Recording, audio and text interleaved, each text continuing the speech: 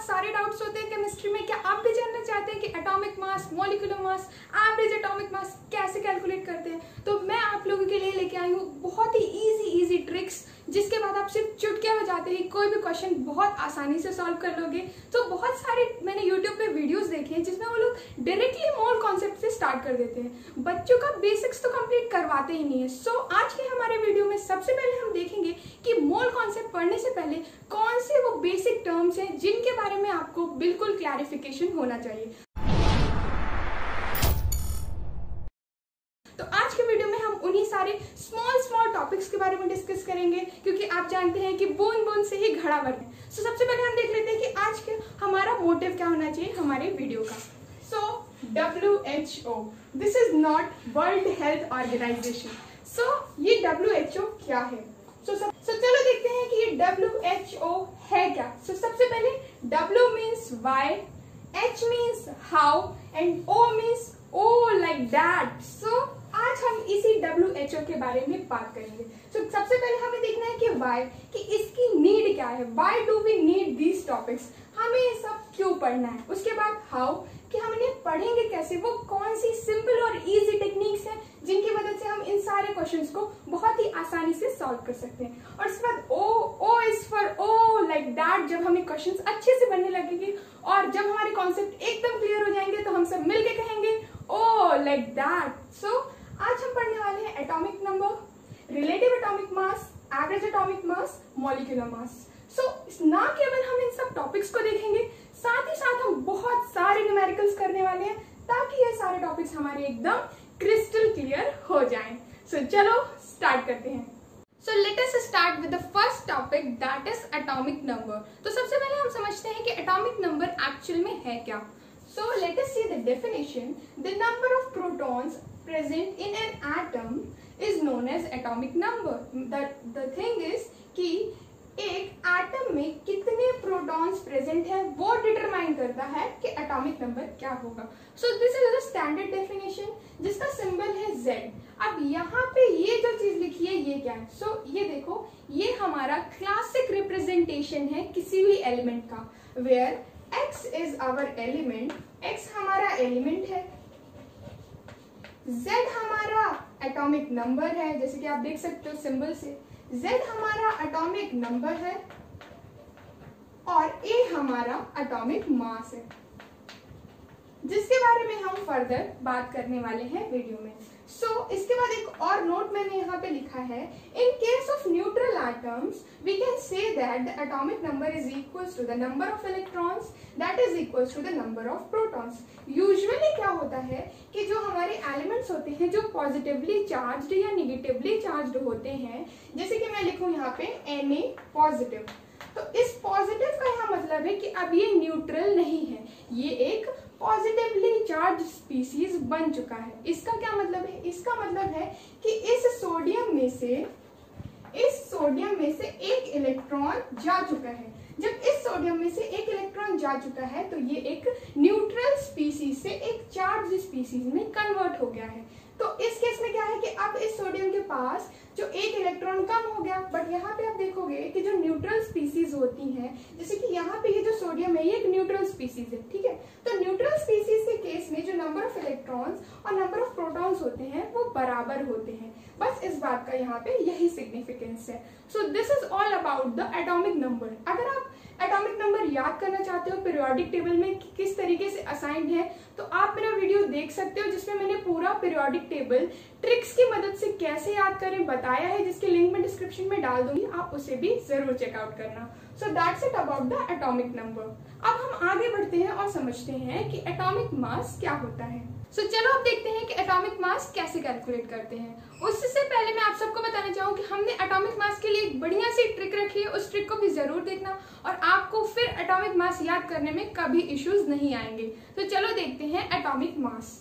So atomic mass is mass of an atom. अरे ये क्या बात हुई, एटॉमिक मास है तो मास होगा ना एक एटम का, ऐसा नहीं है। सो एटॉमिक मास की जो स्टैंडर्ड डेफिनेशन है वो कहती है atomic mass is defined as the sum of the neutrons and protons present inside the nucleus तो हमारी जो स्टैंडर्ड डेफिनेशन है वो क्या कहती है कि जो हमारा एटॉमिक मास होता है वो सम होता है न्यूट्रॉन्स का और प्रोटॉन्स का जो प्रेजेंट होते हैं न्यूक्लियस में।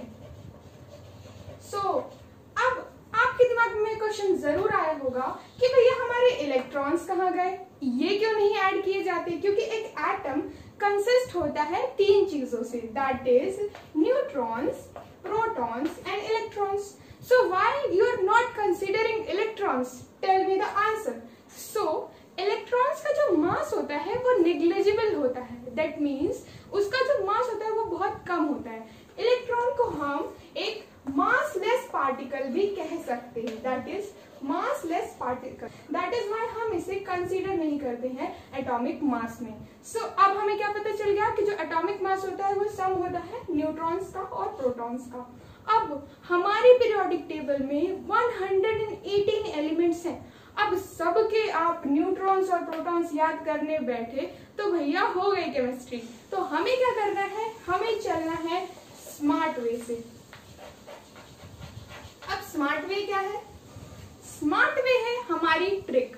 तो हमारे पास एक ऐसी ट्रिक है जिसकी मदद से आप इजीली सारे एटॉमिक मासेस याद रख सकते हो। सो बेसिकली हमने फोकस किया है 1 to 20 एटॉमिक मास, जो कि क्लास 11th के लिए बहुत इंपॉर्टेंट है। सो हम 1 to 20 एटॉमिक मास को कैसे याद रखें उसके लिए ये ट्रिक है। तो जल्दी से देखते हैं हम अपनी ट्रिक।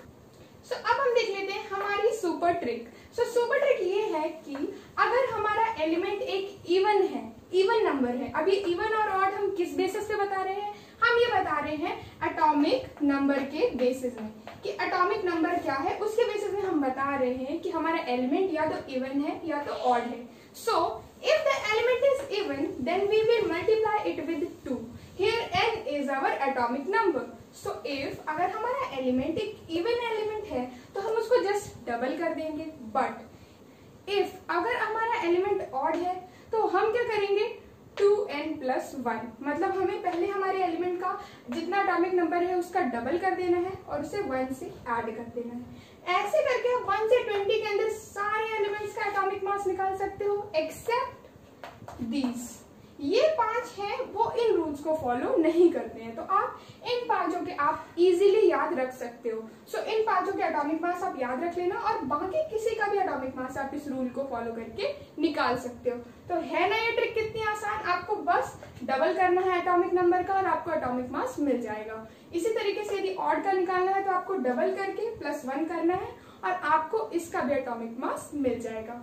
सो अब हम मूव ऑन करते हैं हमारे नेक्स्ट टॉपिक पे, that is relative atomic mass. Relative atomic मास का ओरिजिन कैसे हुआ था, तो हम सबसे पहले समझेंगे कि उसका ओरिजिनेशन और फिर उसके यूज से हम कैसे एवरेज एटॉमिक मास कैलकुलेट करते हैं। सो चलो देखते हैं रिलेटिव एटॉमिक मास।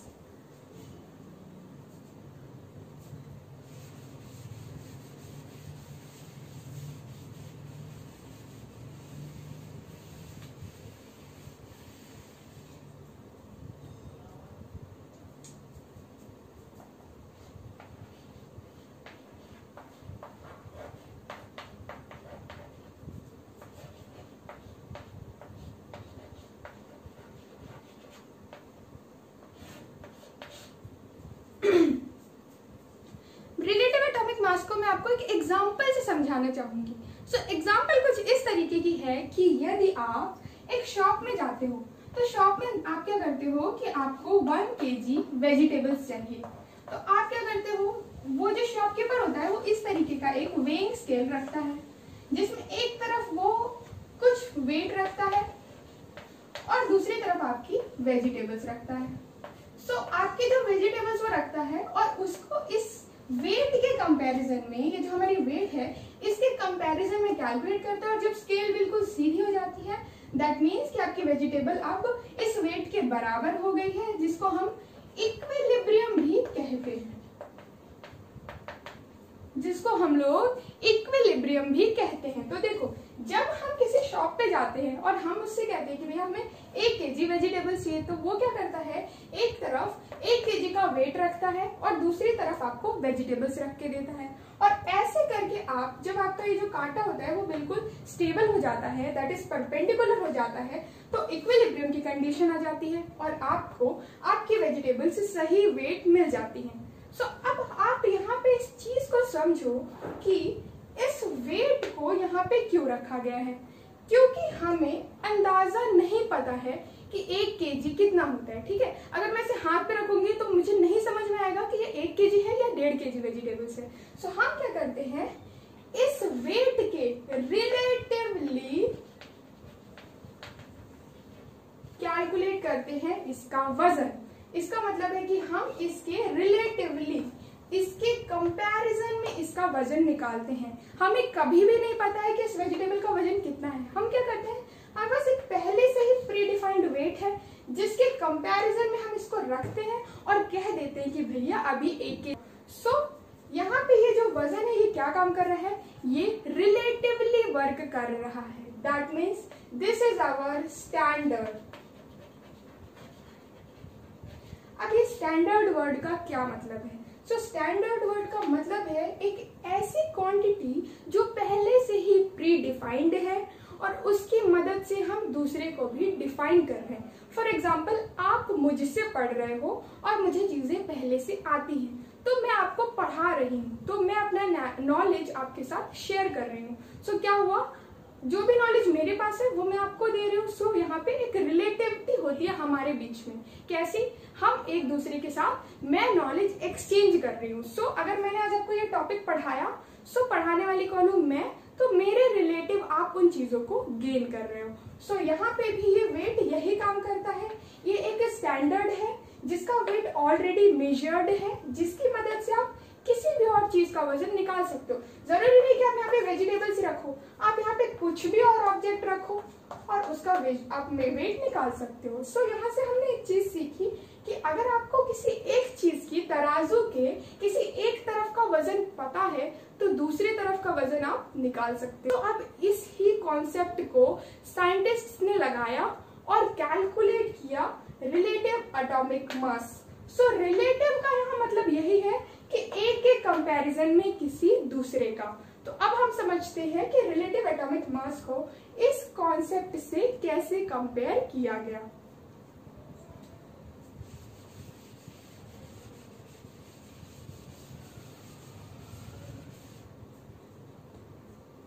पास्ट में जब हमको पता नहीं था कि एटॉमिक मास कैसे कैलकुलेट करना है, तो हम हमारे स्टैंडर्ड के लिए, जो स्टैंडर्ड हमारा रेफरेंस था, उसमें हम क्या करते थे, hydrogen that is the lightest particle, सबसे हल्का पार्टिकल है हमारे पीरियोडिक टेबल में, उसको हम स्टैंडर्ड मानते थे।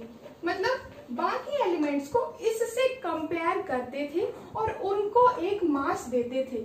बट कुछ डिस्प्यूट्स की वजह से हमने हाइड्रोजन को स्टैंडर्ड अब नहीं माना, क्योंकि यहाँ पे कुछ ऐसे एलिमेंट्स थे जिनका मास गलत आ रहा था जब हम उसे हाइड्रोजन के अगेंस्ट कंपेयर करते थे।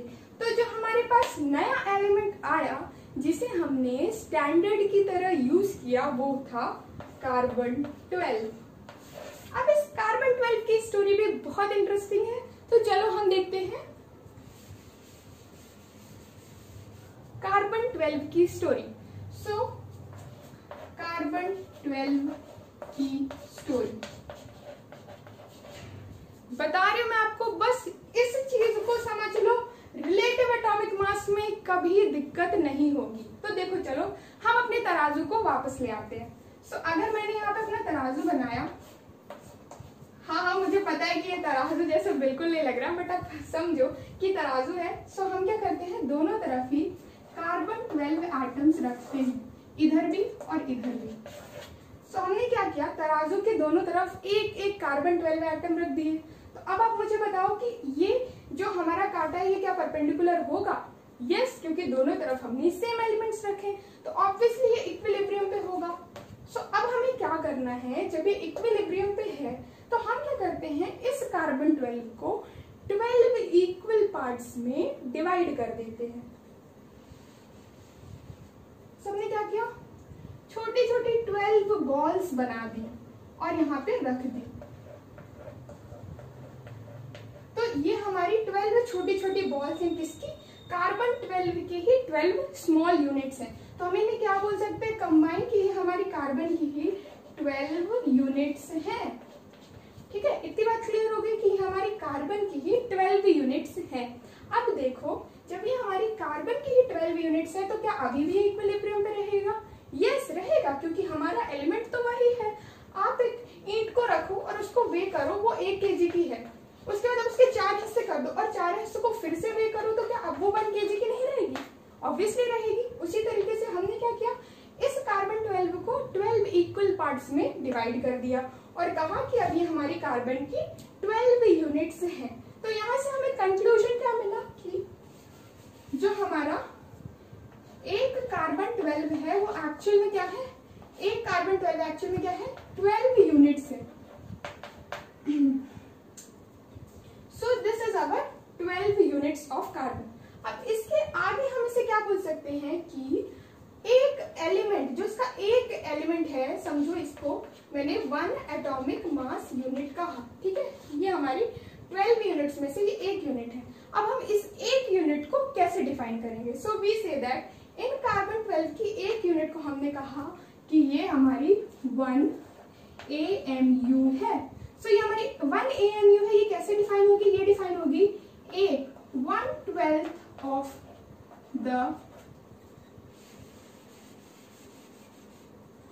द कार्बन 12, मतलब ये इस 12 का एक हिस्सा है, मतलब ये 1 है अमंग द 12। सो हम इसे क्या बोल सकते हैं, 1 ऑफ द 12th कार्बन 12। सो इसे हम 1 AMU को ऐसे डिफाइन कर सकते हैं। So in this way we can define this. जितनी भी चीजें मैं लिख रही हूँ, आप उनका या तो स्क्रीनशॉट ले लो या तो कॉपी पेन लेके बैठो और सारी चीजों को नोट डाउन कर लो। अभी तक की स्टोरी तो बिल्कुल क्लियर है कि हमने यहाँ से एक नई यूनिट निकाल ली जिसको हमने कहा 1 AMU। अब ये AMU क्या है, एटॉमिक मास यूनिट। ये 1 AMU कहाँ से आया था? जो हमारे पास कार्बन की 12 यूनिट्स थी, उसकी एक यूनिट को हमने 1 AMU कहा था। That is 1/12 of the carbon 12 is equals to 1 AMU। अब देखो कि एक्चुअल में रिलेटिव एटॉमिक मास कैलकुलेट कैसे होता है।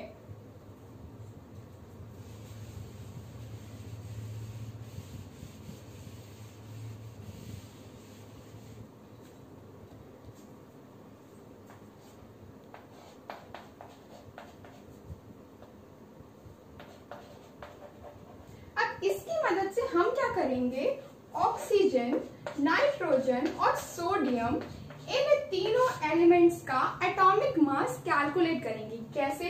अब देखो, जैसे हमने बताया था कि जो हमारा कार्बन है वो स्टैंडर्ड ऑफ रेफरेंस है, तो हम फिर से अपना तराजू बनाते हुए, ये हमने अपना तराजू बनाया, एक तरफ हमने रख दिया हमारा वो एलिमेंट जो अननोन है। तो हमारा अननोन कौन है? ऑक्सीजन है। ऑक्सीजन के बारे में हमें पता नहीं है। सो अब ये ऑक्सीजन जो है वो हमारे कार्बन के कितने एटम्स में यहाँ पे रखूं छोटे छोटे, तो उसके बराबर हो जाएगा। सो हमें यहाँ पे ऑक्सीजन का 16। सो 16 जब आप यहाँ पे छोटे छोटे एटम्स रख दोगे तो ये क्या होगा, हमारे ऑक्सीजन के बराबर हो जाएगा। क्योंकि अभी तो हमें पता है कि ऑक्सीजन का एक्चुअल एटॉमिक मास कितना होता है, बट जब हमें नहीं पता था तो हम क्या कर रहे थे, यहाँ पे ऑक्सीजन की कार्बन की छोटी छोटी यूनिट्स रखते जा रहे थे। कब तक? जब तक ये कांटा इक्विलिब्रियम पे नहीं आ जाता। ऐसे ही अपन करते हैं ना, एक तरफ हम अपना वेट रखते हैं और दूसरी तरफ क्या करते हैं, वेजिटेबल्स डालते जाते जब तक कि जो हमारा कांटा है ये सीधा 90 डिग्री पे नहीं हो जाता। उसी तरीके से हमने क्या किया, जब यहाँ पे 16 यूनिट्स रख दी कार्बन की, तो ये जो हमारा कांटा था ये हमारा इक्विलिब्रियम पे आ गया। इससे हमने क्या समझा कि that oxygen is equivalent to 16 carbon units. इस चीज को मैं यहाँ पे नोट डाउन कर देती हूँ।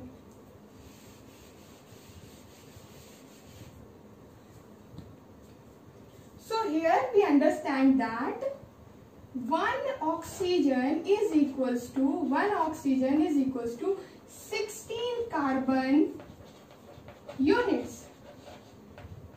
या फिर हम इसको बोल सकते हैं, कार्बन यूनिट्स आप मत लिखो, आप लिखो 16 AMUs, क्योंकि हमें पता है कि हमारा एक जो हमारी एक ये बॉल है ये क्या है, एक्चुअल में 1 AMU है। तो अगर हम हमारे ऐसे 16 बॉल्स है तो हम क्या बोलेंगे, 16 AMU। आज का AMU को यूनिफाइड मास भी कहा जाता है। एटॉमिक मास भी कह सकते हैं, जिसके लिए हम क्या करते हैं, U से डिनोट करते हैं। सो अब आप ये बात तो समझ गए ना, ये 10 नहीं है, ये 1 ऑक्सीजन है, ठीक है, ये ऑक्सीजन है, ठीक है, उसको 10 मत लिख लेना, ठीक है। इसी तरीके से यदि मैं नाइट्रोजन की बात करूं तो नाइट्रोजन का एटॉमिक मास कितना होता है अपना 14। नाइट्रोजन का जो एटॉमिक मास होता है वो 14 होता है। तो अब ये चीज हमें कैसे पता चली, पहले तो हमें नहीं पता थी, तो हमने क्या किया, यहाँ पे कार्बन की बॉल्स, ये जो हमारी यूनिट से इन्हें रखना शुरू किया।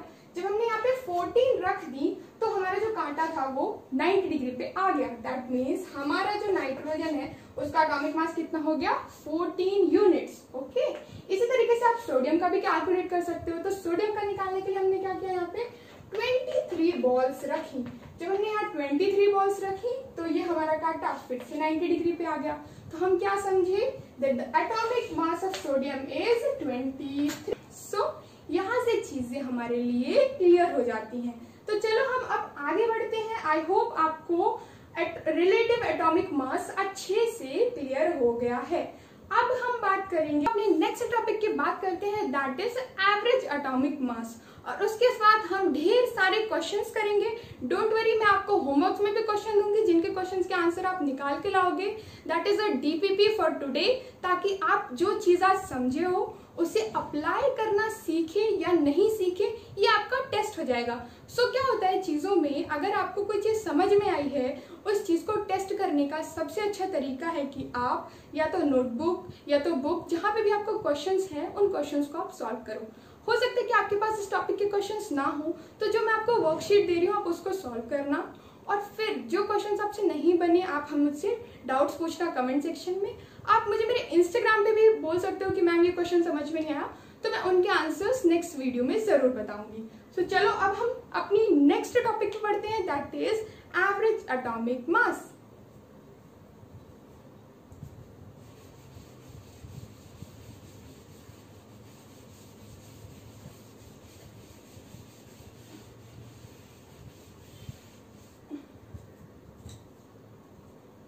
अभी तक मैंने आपको जितने टॉपिक्स पढ़ाए हैं, एवरेज एटॉमिक मास उनमें सबसे आसान है, क्योंकि इसमें कुछ भी नहीं करना होता, सिंपल मल्टीप्लिकेशन है और एडिशन है।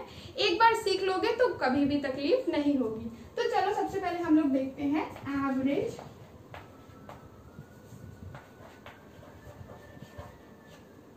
Atomic mass. एवरेज एटॉमिक मास कहाँ से आया? सो हम अपने WHO पे वापस आ जाते हैं।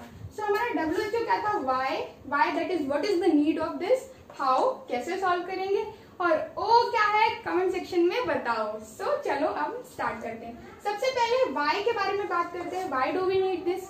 सो एक्चुअल में क्या होता है कि यदि आपने अपनी पीरियोडिक टेबल देखी होगी तो पीरियोडिक टेबल में हर एक एलिमेंट के लिए एक स्लॉट फिक्स्ड है, ठीक है। हाइड्रोजन की अगर आप बात करें तो हाइड्रोजन आपको सबसे ऊपर मिलेगा एटॉमिक नंबर 1 के साथ। अगर आप उसके बाद हाइड्रोजन के बाद हीलियम की बात कर रहे हो तो हीलियम के लिए आपको एक स्लॉट मिलेगा, that is second atomic number 2 के साथ। इसी तरीके से हर एक एलिमेंट के लिए एक फिक्स्ड स्लॉट है पीरियोडिक टेबल में।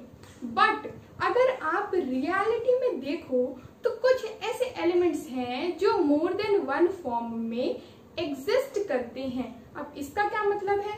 सो इसका मतलब ये है कि when elements exists in nature in more than 1 form,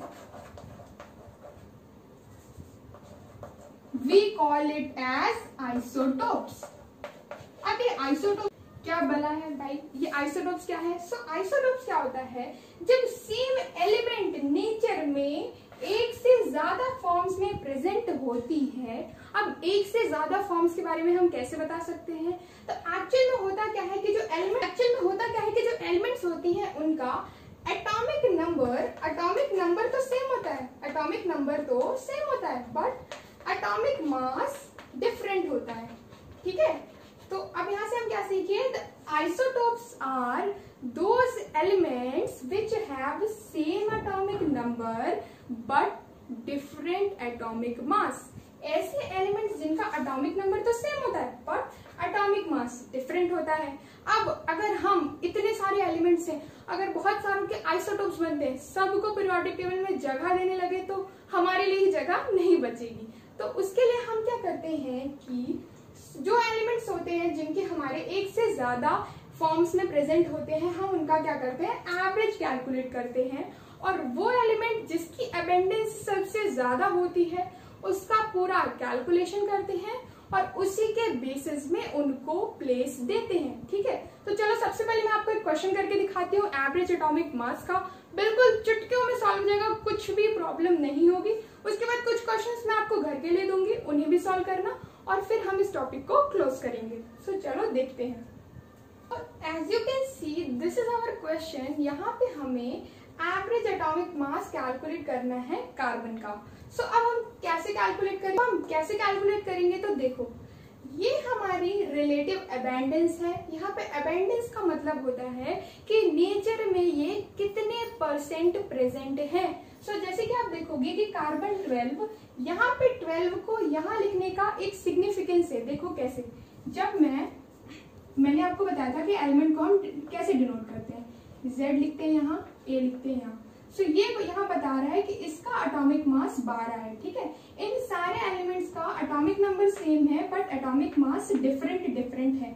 सो इसलिए इनको यहाँ लिखा गया है। तो जो हमारा आइसोटोप कार्बन 12 है वो प्रेजेंट होता है 98%, 98.89%। जो हमारा कार्बन 13 है वो 1.108%। जो कार्बन 14 है वो 2 × 10⁻⁻10%। और उसके बाद आप ये वाला जो कॉलम देख रहे हो, ये हमारा एटॉमिक मास का स्लॉट है। ये ही चीज हम रिलेटिव एटॉमिक मास की मदद से निकालते हैं। ठीक है, देखो ये AMU वही वाला है ना, 1 AMU = 1/12 ऑफ द कार्बन 12 वाला। सो ये उसी तरीके से कैलकुलेट की गई है। अब हमारी बात आती है कि हम एवरेज एटॉमिक मास कैसे कैलकुलेट करें इनकी मदद से।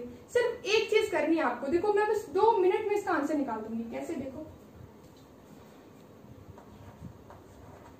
परसेंटेज का मतलब होता है डिवाइडेड बाय 100, तो हम इसे चेंज करेंगे तो क्या मिलेगा हमें 0.9889 मिलेगा। इसी तरीके से इसका भी चेंज कर लेंगे तो इसके लिए हमें क्या मिलेगा 0.01108। इसी तरीके से तीसरे वाले का भी चेंज कर लो, तीनों का चेंज करके मुझे बताओ।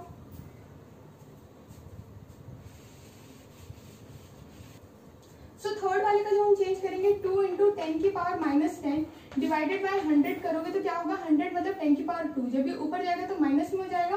सो हमें क्या देगा 2 × 10⁻⁻12 दे देगा। ठीक है, तो हमने तीनों को परसेंटेज से नॉर्मल चेंज कर लिया। अब हमें क्या करना है, सिर्फ इसको इंटू इसके साथ, इसको मल्टीप्लाई करना है इसके साथ, इसको मल्टीप्लाई करना है इसके साथ और सबको सब करके लिख देना है। कैसे, देखो मल्टीप्लाई करो आपस में दोनों को, इंटू प्लस 13 × 0.01108 प्लस 14 × 2 × 10⁻⁻12। हमने कुछ नहीं किया, बस इन सबको, ये जो परसेंटेज है नॉर्मल में कन्वर्ट करने के लिए इन सबको डिवाइड बाय 100 करो। जैसे फर्स्ट वाले को 100 से डिवाइड करोगे तो आपको ये मिलेगा, सेकंड वाले में ये मिलेगा और थर्ड वाले में ये मिलेगा। फिर इनको इनके एटॉमिक मासेस से मल्टीप्लाई करो और सबको सम करके लिख दो और जो फाइनल आंसर आएगा वो हमारा एवरेज एटॉमिक मास बनेगी 12 AMU या फिर हम कह सकते हैं 12U। सो यहां से हमें मिल गया हमारा एवरेज एटॉमिक मास। सो आप इस तरीके से किसी भी क्वेश्चन का एवरेज एटॉमिक मास कैलकुलेट कर सकते हो। सो ये क्वेश्चन मुझे लगता है आपको समझ में आ गया होगा। अब जो वर्कशीट यहाँ पे डिस्प्ले होगी उसके सारे क्वेश्चंस करना, मैं डिस्क्रिप्शन बॉक्स में आंसर भी दे दूंगी ताकि आपको फिर ढूंढना ना पड़े कि भाई इसका आंसर होगा क्या। तो हम डिस्क्रिप्शन बॉक्स में उनके आंसर्स भी दे देंगे ताकि आप वहां से टैली कर सको। उसके बाद भी यदि आपको कोई डाउट होगा तो कमेंट सेक्शंस में जरूर पूछना, मैं जरूर अच्छे से आपको इसका आंसर कर दूंगी। तो अब जो हमारा लास्ट टॉपिक बच गया है वो है मॉलिक्यूलर मास। तो हम जल्दी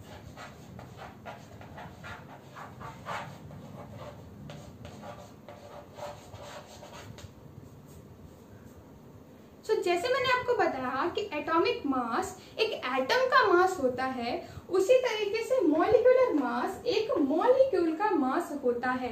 इफ आई से the mass of sodium, that the mass of an atom. But if I say the mass of NaCl, that means this is a molecule. So I am saying that the mass of a molecule, that is NaCl. ठीक है, तो जब हम एक atom की बात करते हैं तो हम एटॉमिक मास कहते हैं, जब एक मॉलिक्यूल की बात करते हैं तो हम कहते हैं मॉलिक्यूलर मास। तो आप मॉलिक्यूलर मास निकालते कैसे? सिंपल सी बात है, आपको क्या करना है, एटॉमिक मास पता होना चाहिए। जब आपको एटॉमिक मास पता है तो उनको सम कर दो। जैसे सोडियम का हमको पता है कि 23 होता है, क्लोरीन का हमको पता है 35.5 होता है। बस यहीं पे एटॉमिक मास की जरूरत होती है। अगर आपको पता है एटॉमिक मास तो आप सिंपली मॉलिक्यूलर मास कैलकुलेट कर सकते हो। दोनों को भी आप सम कर दो और हमें मिल गया मॉलिक्यूलर मास सोडियम क्लोराइड 0.538 और यहाँ से 5, दैट इज 58.5 U। U यहाँ पे यूनिफाइड मास है। ऐसे करके आप किसी भी मॉलिक्यूल का मॉलिक्यूलर मास निकाल सकते हो। मैं आपको यहाँ कुछ क्वेश्चंस दे देती हूँ, उनको भी सॉल्व करने की कोशिश करना, आपको बहुत मजा आएगा क्योंकि जो मॉलिक्यूलर मास है वो बहुत इजीली कैलकुलेट हो जाता है और इसमें कभी भी कोई इशू नहीं आता है। फॉर एग्जाम्पल चलो आप यहाँ पे देखो, सो अगर मैं आपको बोलूँ CaCl2 का निकालना है तो कैसे निकालोगे यहाँ पर? ये चीज आपको ध्यान रखनी है कि जो एलिमेंट्स आपको जितनी क्वांटिटी में प्रेजेंट है आपको उसका डबल कर देना है। आप यहाँ सिर्फ क्लोरीन का लिखोगे, 2 को इग्नोर कर दोगे तो आपका आंसर रॉन्ग हो जाएगा। आप इसको कैलकुलेट करना और मुझे बताना आंसर क्या है कमेंट सेक्शन में। इसी तरीके से मैं आपको कुछ और क्वेश्चन दे देती हूँ, उनको भी सॉल्व करना। जैसे अगर मैं आपको बोलूँ CH4 का बताओ, फिर मैं आपको बोलूँ कि C2H5OH का बताओ, फिर CCl4 का बताओ। ठीक है, बस एक चीज आपको ध्यान रखनी कि कौन सा एलिमेंट कितना प्रेजेंट है। ठीक है, बस आपको उसका उसमें मल्टीप्लाई करना है। जैसे कार्बन का हमें पता है 12, तो 12 into 2। हाइड्रोजन का हमें पता है 1, तो 5 into 1। ऑक्सीजन का एक ही है तो हमें यहाँ लिखना पड़ेगा सिर्फ एक। ठीक है, दैट इज ऑक्सीजन का 16 और हाइड्रोजन का 1 और फिर सबको सम कर देना है और हमें मॉलिक्यूलर मास मिल जाएगा। इन सब के कैलकुलेट करना और मुझे कमेंट सेक्शंस में बताना कि आपका आंसर कितना आया है। सो आई होप आज के सारे टॉपिक्स आपको क्रिस्टल क्लियर होंगे, किसी भी टॉपिक में कोई डाउट नहीं होगा। अगर कोई डाउट है तो आप मुझे जरूर बताना, नेक्स्ट वीडियो में मैं उसे क्लियर करूंगी। सो स्टूडेंट्स, आप सबके सपोर्ट की हमें बहुत जरूरत है। आपसे वीडियोस रेगुलर रहेंगी तो जल्दी से जाके सब्सक्राइब कर दो उस सब्सक्राइब बटन पे, ताकि हमारे जो एफर्ट्स हैं उसको एक व्यू मिले, ज्यादा से ज्यादा स्टूडेंट्स तक हम रीच आउट कर पाए। अब वीडियोस रेगुलर आएंगी 11th क्लास की भी और 12th क्लास की भी। 12th क्लास की सॉलिड स्टेट्स की जो हमारी सीरीज है जिसमें हम सॉलिड स्टेट्स में क्वेश्चन आंसर सॉल्व कराते हैं, उसे भी आप जरूर जाके देखना। और साथ ही साथ अगर आपके कोई सीनियर्स है तो उन्हें भी सजेस्ट करना। अगर आपको मेरा काम पसंद आता है, मेरा जो सॉल्यूशंस है और एक्सप्लेनेशन अच्छा लगता है, everything on my channel is totally free. आपको सिर्फ वॉच करना है और चीज़ों को समझना है। अगर आपको एक बार प्रॉब्लम होती है तो आप उसे दोबारा देखो, तीसरी बार देखो, चीज़ें सॉर्ट आउट होंगी। Students, I need your efforts कि आप भी मेरे साथ आगे आओ और मेरी इस जर्नी में साथ दो। So that's it for this video guys. और सारे क्वेश्चन सॉल्व करने की कोशिश जरूर करना। आई होप आपके कॉन्सेप्ट्स क्लियर हुए होंगे। नई वीडियो के साथ हम जल्दी आए, तब तक ऐसे ही पढ़ते रहो, घर में रहो, सेफ रहो और बाहर बिल्कुल मत निकलो। So that's it for this video guys. This is me Sandhya Kushwaha signing off. Thank you.